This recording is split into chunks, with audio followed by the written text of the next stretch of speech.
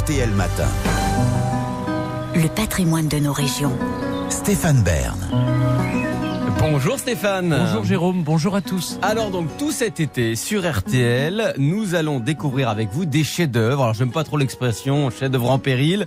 En tout cas, ils vont être sauvés dans le cadre de cette mission patrimoine qu'on connaît maintenant et que vous pilotez Stéphane. Vous allez nous accompagner tout au long de ce Tour de France. Notre première étape ce matin, où allons-nous ?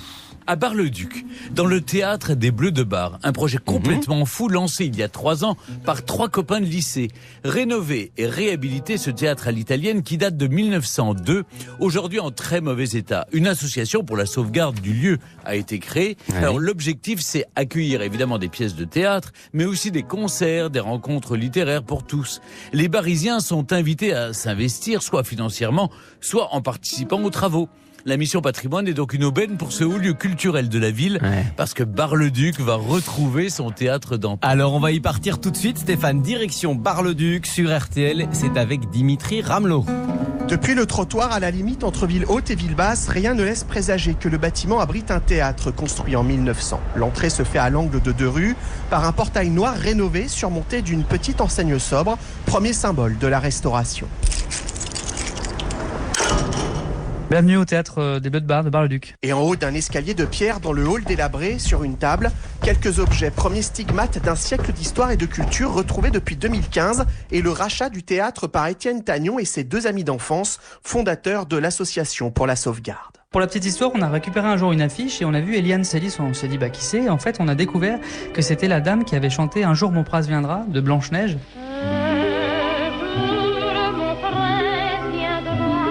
Et donc elle est venue faire par exemple un show musical ici, elle est venue chanter. On a retrouvé des vieux tickets, on retrouve des choses aussi de l'occupation allemande, de la libération américaine. Là vous voyez par exemple les inscriptions, second floor, third floor. Pendant la Première Guerre mondiale, ça a été une base arrière de Verdun en 1916. Donc on a retrouvé une gourde de poilus sous la Seine. Tout est d'époque, inspiration italienne, inscription au mur mais aussi les vieilles portes en bois qui laissent entrevoir la salle sombre. Pas d'électricité mais les décors sont encore bien présents. La Seine et sur les balcons les noms de Molière, Gounod ou Racine. On est dans un lieu qui a 100 ans, qui a jamais été entretenu. Le président de l'association de sauvegarde, Anthony Marty. Donc finalement, c'est vrai qu'il y a quelques traces, mais il résiste quand même plutôt pas mal aux années. De 2003 à 2015, c'était vraiment un squat. Donc tout était muré, tout était fermé, il s'est passé rien, il n'y avait aucun entretien. Les cheminées tombaient, il y avait des tempêtes, il y avait des fuites, rien n'était réparé. Et grâce à une souscription sous l'égide de la Fondation du patrimoine, quelques travaux ont permis d'éviter de nouvelles dégradations. Le loto doit aider au financement de la 2e phase du chantier, comme l'explique Étienne Tagnon. Dans le dossier, on avait mis autour de 700 000 euros de devis, mais il semblerait qu'on soit peut-être aidé à hauteur de 50%, qui serait déjà énorme parce que ça nous financerait déjà, tout le clos est couvert. Donc là, le clos, il y a déjà une partie de faite avec les fenêtres, et le couvert, il y a quand même la restauration de quelques toitures, pour avoir après une sorte de coquille vide pour que notre entreprise puisse venir. Et la fierté est immense de savoir que le théâtre représentera la région Grand Est sur les tickets à gratter. Martine Joly est maire de Bar-le-Duc.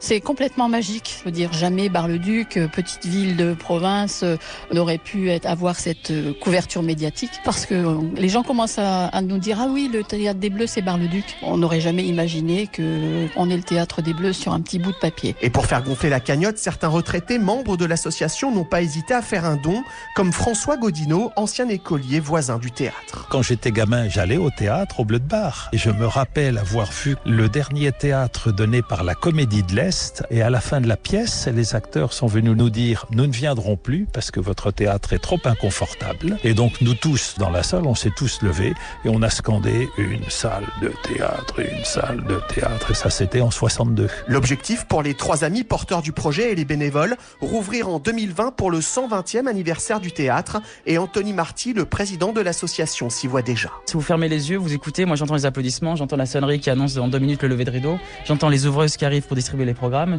les fauteuils qui se lèvent pour laisser passer les gens qui sont en retard.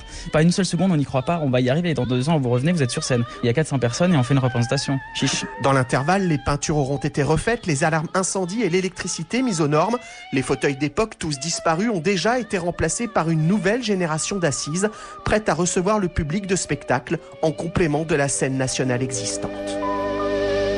Merci Dimitri Ramelot, merci beaucoup. Et alors Stéphane Bern, demain, quel est le programme ? Une maison superbe, incroyable. La maison de l'écrivain voyageur Pierre Loti, une chambre arabe, un salon turc et une immense collection de mobilier et d'armes.